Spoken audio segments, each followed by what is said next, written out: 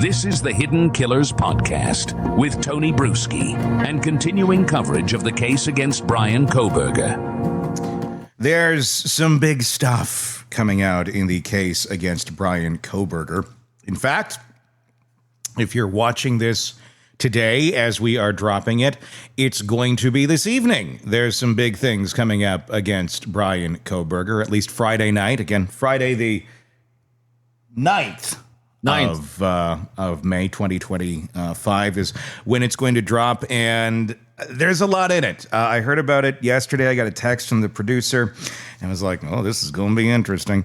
And I just saw the preview, and you're about to see the preview, and oh my gosh, Robin, this is... There's some stuff in here. There's some stuff in here that we have not seen from new footage, high definition footage of the vehicle that's not grainy and really questionable. There's allegedly some text messages. There's search history. There's images on the phone. There's stuff no one has seen before. Things that we've been going, it'll come out in court. Well, as things do here in the United States, they come out on Dateline first. Right. and here is a little preview of what you're going to be seeing, and we'll discuss some of this on the other side. This is Dateline, going to be airing on Friday the 9th, 2025. Keith Morrison reporting. Let's take a look. In this house, just steps from campus, in the early morning hours of November 13th, 2022, 4 University of Idaho students, Maddie Mogan, Kaylee Goncalves, Xana Kernodle, and Ethan Chapin, were stabbed to death. Their accused killer, Bryan Kohberger, faces trial this summer. He's pleaded not guilty. For the last 2.5 years, Dateline has been on the ground, reporting, gathering, and learning from people with direct knowledge of the case. We've obtained things that have never before been seen publicly, like these security videos from a camera on a house near the murder scene, videos that show a white sedan, a car that investigators believe was driven by Bryan Kohberger, making repeated passes of the King Road house that night before the murders. With evidence like this and our reporting, we have assembled a timeline for the weeks, months, and days before and after the murders. Starting with a pool party Kohberger attended in July, just after he moved to the area in pursuit of his PhD in criminology. An exclusive interview with a woman who exchanged numbers with Kohberger, then did not return his text. You know, the universe intervened and for whatever reason just distracted me from further engaging in that interaction. We'll also reveal records from Kohberger's cell phone that are in the possession of law enforcement and Google searches regarding the serial killer Ted Bundy. We have also seen these. Dozens of photos in Kohberger's cell phone, browsing history, women from Washington State and the University of Idaho, including close friends of the King Road victims. Dateline has also obtained records showing the details of what an FBI cell phone expert has claimed to be in the months before the murders, 23 occasions, when Kohberger's phone connected to a cell tower, providing coverage to within 100 meters of the house at 1122 King Road. And in the hours after the murders, details of the timing of phone calls Bryan Kohberger made to a phone linked to his parents just before the controversial selfie he took. And we'll talk to the mother whose daughter was supposed to be staying in the house the night of the murders, but a change of plans may have saved her daughter's life. How soon was it that you thought, my God, she was going to be there? I didn't think about that right away. Oh. All I could think about was the kids. Makes you sad too, doesn't it? It does. Sorry. So many damaged families. Angela Nevejas told us that her daughter Ashlyn, Maddie Mogan's best friend, moved away from Idaho and now refuses to come home to visit because of the trauma associated with the murders. She's hoping some of that may change and Ashlyn will start to grieve after Bryan Kohberger's trial. Keith Morrison, Dateline on Friday. Robin Drake, retired FBI special agent, former chief of the Counterintelligence Behavioral Analysis Program. Reactions to that? Yeah, well, from the get-go on this, Tony, we said prosecution must have an awful lot that we're not aware of because they've been so, I wouldn't say passive. They've seemed very confident every time defense would bring a new motion up or challenge a new thing, and they're kind of like, whatever. And our hypothesis all along has been they've got more. Mm-hmm. And yeah, so the it's going to be really revealing, and I can't wait to see the content of those texts, because I think he was studying and working for a PhD, but he's only executed at a high school level, thankfully, because I think the trail he left is going to be very obvious. There's some interesting stuff in those texts. Here's an excerpt of one of them. This is with the girl that I believe he met at the pool party. And we're going to see far more in depth of the text, but they're worded very weird. At least weird to, I think, I don't know, what we consider just a healthy brain or a healthy communicating individual.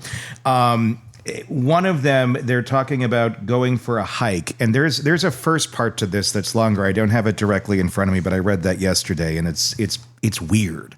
And I think some of these were mentioned also in Howard Bloom's book too, because as soon as you mentioned the pool party, is like, I'm seeing some good overlaps here. So really good investigative work on everyone's part. When Kohberger was trying to follow up about going to this party or about going to go hiking, it's not like, hey, yeah, it'd be fun.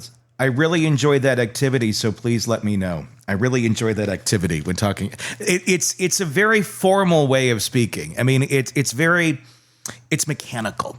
As I guess the way, and I know that's just a short piece. You're going to have to see the rest of them. Like I said, if I had it in front of me, I'd read it. But it's very mechanical way of thinking. It's like someone who doesn't know how to communicate, so they're just observing other people, and this is how they're going to try and do it. It's like a knockoff. It's like a knockoff of normal human being behavior. And Tony, you are describing psychopathic behavior. Yeah. I mean, he's Pinocchio trying to be a real boy, and he doesn't quite have the skill set to do it. Yeah. And that's why he's studying human beings. He's studying the horrible side of human beings in his course of study, but he's literally in a life study of human beings and how they act and want to interact with others. Yeah. I mean, it's very much, I mean, it's like a cheap Chinese knockoff of a regular product. It's like, and that's also why, it's interesting as they get more, and I'm not saying they, I've seen cases where there are purely, and this is from clinicals, psychological evaluations that my friends and colleagues have done on psychopaths, and I've seen the work they've done.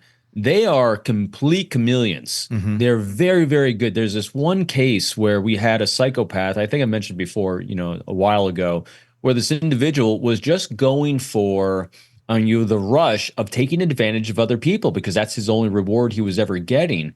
And so he would take on this persona. He took on the persona of a fundraiser for a political party, and he's got pictures hobnobbing with this high-level people, like people that ran for president.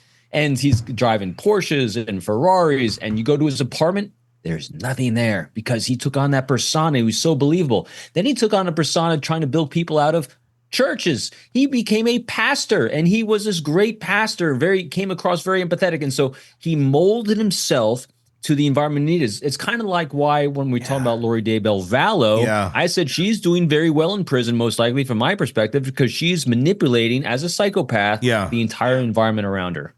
Who was that guy that you were talking about? I wish I could remember the name of him. He's a former CIA case officer that went rogue. And he actually was about to get fired from the CIA for the funniest thing ever, the lowest level thing, voucher fraud. No kidding. For like only a couple $100s, but he was a deep undercover for them. It's called a non-official cover guy. And he was getting fired for that. And once he got fired for that, he went off grid. And he went off grid, but he's also a lawyer, highly trained lawyer. And he took that lawyer skill and he built people out of money over here. Actually, in Arizona, I think, is like this quadriplegic couple. And he built them out of hundreds of thousands of dollars of legal fees, and then ran. And he left his Ferrari at the runway and got on a plane and left. And then he took on another persona in another state. And so this is the guy I mentioned before that he actually put $1 million in cash in a suitcase by the front door of this dive bar where he's drinking Jägermeisters and beers all day long, and you're just waiting to see if someone would pick up that $1 million of cash and walk out the door with it. I think I've seen something on this story. I think it's been reported, right, before Yeah. I'm not sure. It's a while ago. Yeah, it was a while. Yeah, I remember seeing something on it somewhere. I'm like, oh my God, that was quite. Let me ask you, in that world, I know we're kind of going off topic of Kohberger here, but when we're talking about psychopaths or this behavior like this, in the world that you were in with counterintelligence and behaviors, when you're dealing with individuals who are needing to be pretty much chameleons, to kind of work both sides and be a spy and kind of trade information that way. Do you see, I mean, is that a common trait in a lot of people where they almost kind of have to be somewhere down that dark triad to really function and to be able to flip both ways and one day be this person and one day be that person and be able to pull it off really well? It's a really great question, and I've seen it go both ways. Yeah. I've seen some organizations and agencies, both domestically and abroad, hire their intelligence collectors and their overseas intelligence collectors like the CIA does.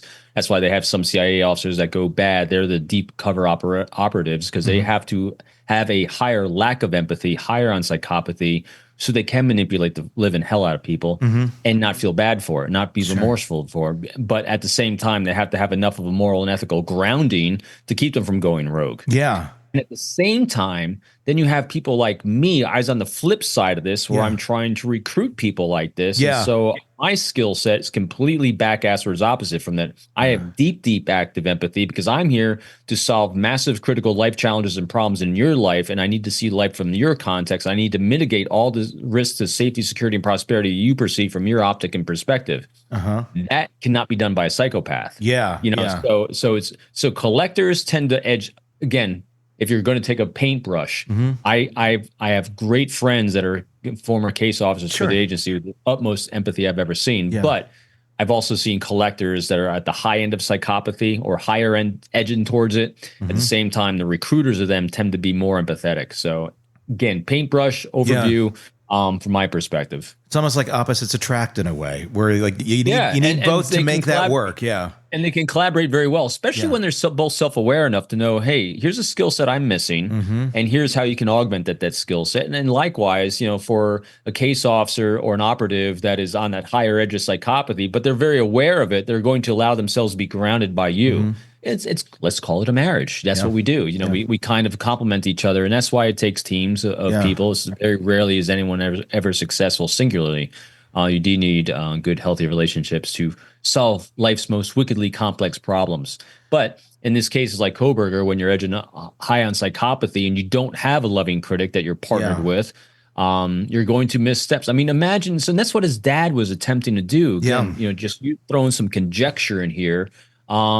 His dad seemed very vested in the success of his son. His dad seems deeply empathetic. People that take the actions that they take as a parent, that's an empathetic thing. And so had Kohberger allowed his dad, assuming that, we'll take the assumption here that, maybe he did this. He's not proven, until proven guilty in court of law, obviously.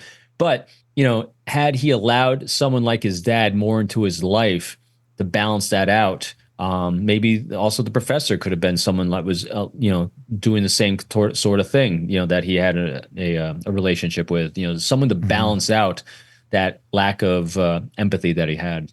Do you think Kohberger had he had that stronger, that piece of empathy, that basically that boundary, that bumper, that had he heeded it, the way that he is seemingly, and obviously we're not psychologists, but seemingly high in that area of possible psychopathy or somewhere along that dark triad, if he's the killer. Had that been in place better, or had there been maybe somebody other than his dad or somebody that he respected enough to take that boundary and go, okay, I wonder how good of an agent he would have been if he got into law enforcement and was investigating these sort of crimes, because he can relate, it seems, and can think that way. But the thing is, he thought all that way. If this is in fact him, he went all the way through it and became that person. But if he could just walk up to it and see it from that perspective and then use it for good, I could see that he could have been really good at this, but he just couldn't stop his urge of becoming the criminal, it seems. So that's a really fascinating conjecture. to think about. So based on what the observations I'm having of him is he would not have been very good as like a CIA case officer overseas. Because they have to recruit their own sources. So the types of operatives that go overseas to gather intelligence through other human individuals, like cooperations by recruiting, deep-rooted sources and everything, requires also a deep level of empathy. The case officers that did those work, especially in denied areas like Russia, China, in the Middle East, recruiting, people that are terrorists and flipping them to our side and that requires deep levels of empathy. Now, what he could potentially be good at is be the pointy edge of the spear, like the person they did recruit. That could actually be the person that could do nefarious things to someone to gather information and put up these strategies to stay alive potentially. Again, the problem with someone that is so high in psychopathy like that, though, like you're seeing here, he stands out. It doesn't seem like he has that ability to really blend into the environment around him. So I think he's edging up that high in some way, or there's other things, other issues at play, whether it's like the diagnosis for autism, I don't know. But he's not a very functional. He's not a good predator, obviously, because he really stood out in all his behaviors. And so those are elements that also play into these things. Some of the stuff that it looks like they're going to be revealing on Dateline, a lot of things that we have been talking about, a lot of things we've been suspecting. Those texts are going to be interesting. I think it's going to just show more awkwardness that we've seen. But what I'm really curious about is the images that are on his phone, and we've been talking for a while. What are we going to find here? Are we going to find pictures of the girls? Are we going to find pictures of people in that house? Are we going to find pictures of people related to that house? According to the preview we just saw, there's pictures in there of people that are at least in the circle of friends of the individuals that were murdered on that King Road house. And Kohberger didn't seem to have friends. So, I mean, it's weird that you have pictures of people in your phone that you're not friends with. That seems odd. So I'm curious about these pictures. I'm wondering, are these pictures he took, like at a party, just kind of awkwardly, like walking, smile. He just keeps walking around. Or are these pictures that he took from other people's social media and then saved on his phone and then was kind of looking at those and ruminating on those? What do you think we're going to see there? What does it tell us? You were going to see exactly what you just said. And so you got to, again, you put yourself, as we use with our deep active empathy in this. All right, so here I am, I'm this individual. And what is he? He is a researcher, is one of the things he is. He collects data for analysis. So a lot of times I'd imagine he's going to have a lot of social pictures in here. He's going to have a lot of things from events he may or may not have attended, whether it's through someone else's cell phone or his own. For what purpose? Study. He needs to understand and look at what does people's behavior in these situations look like. He's learning how to try to blend in. And so because he doesn't feel the same emotions of these people around him, so he's trying to study what these emotions are. And so when you're thinking about it, so why would he be so attracted to serial killers? Well, because they didn't have emotions like him. So remember, likes attract. And so if you're trying to blend into a group at a pool party that he attended, and you just don't feel like you can fit in because you don't have that same emotion of joy, of enjoyment, of celebration, of levity, of smiling with everyone around you, you feel out of place. And so where is he going to feel more in place? Well, and more in place with psychopaths and killers, because they don't have that. So there's kind of a natural law of attraction going on here. But I think it's part of his study of he's going to be very clinical about how he selected the place. I think the people he chose were part of the place he chose. Again, we'll see when the trial comes out, but I think regardless if it's him or not, I believe this house was chosen because of its atmosphere of fluidity of people in and out. That it's easier to feel safe to do what he was going to do in this place rather than anywhere else he studied that he could do it. And unfortunately, it was these 4 young lives that were lost because of it. I do not, because they haven't tied it yet, and we'll see during the trial.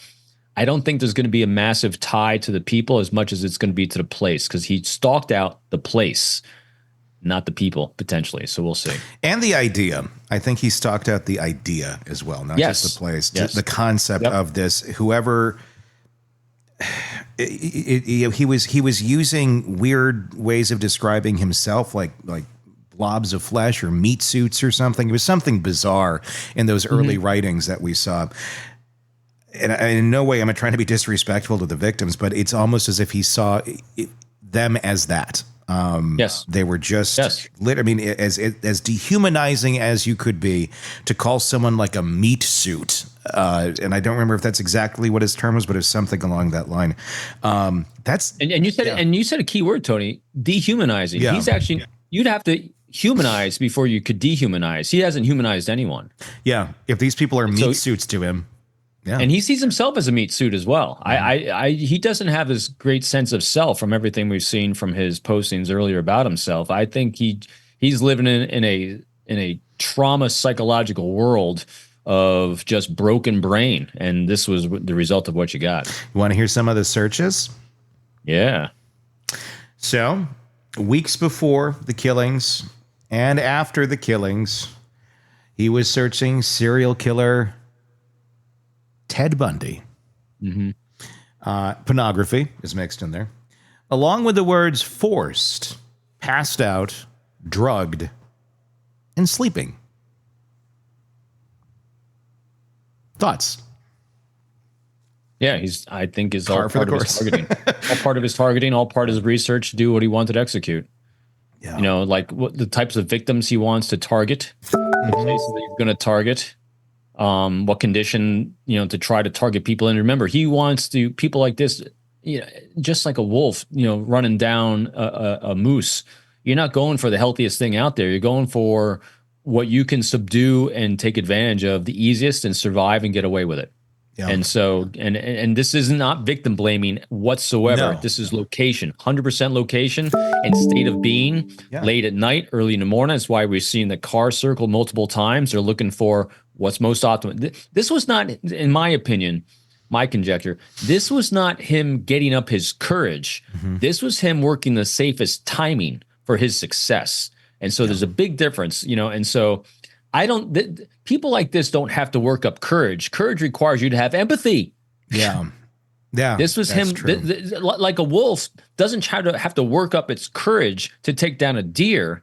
It has to work up the right timing to do it, so it's going to be less injured. It has to know when to do it, and it has to study its prey, and it has to. Okay, that's why people are stalked. That was a stalking that was going on of a prey, and it had nothing to do with personalization. I don't think it had anything to do with him getting up courage. Again, we as human beings try to establish patterns that are recognizable to us. That's why analyzing and thinking about people that are high on psychopathy is very, very challenging for us.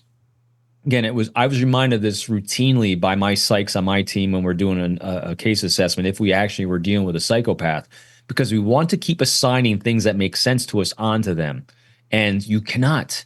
It is pure animal predator. That is it. That's why I keep referring back to wolf. Would a wolf do this? No. Does a wolf target it doesn't like this deer, so it's going to target this deer? No, it's a lowest hanging fruit that's going to allow its highest probability of survival and get what it needs, the thrill of the hunt and taking something down. I think that's all that was going on here. Do you think he was, it looks like, I want to say like his going around the house felt surveilling for a while, and then it went to kind of stalking, and then it went to actually attacking.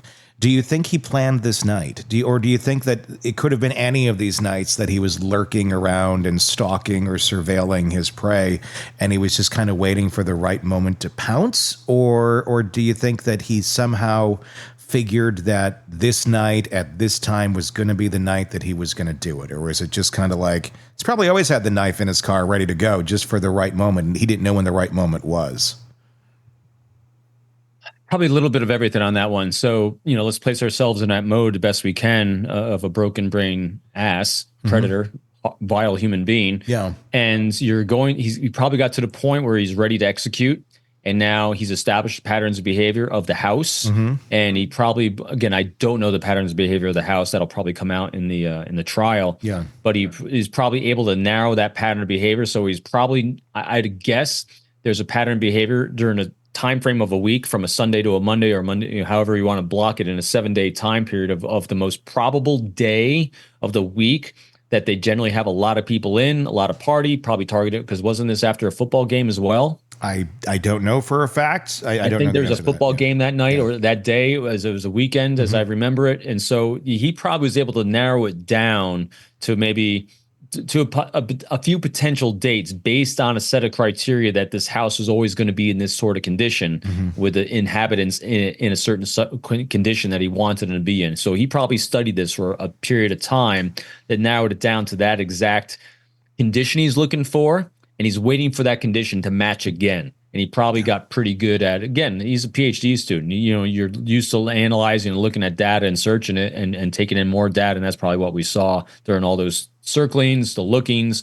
I think, but if I'm conjecture wise, he's probably prepared to do it about at least a couple of weeks ahead of time. He had everything set, everything planned, everything ready to go. Now he's just analyzing the most likely point of success for that to happen. And he probably narrowed it down to the night in question. It's going to be very fascinating. If you're watching it already after it airs, then go watch it. It's interesting. Dateline. Yeah.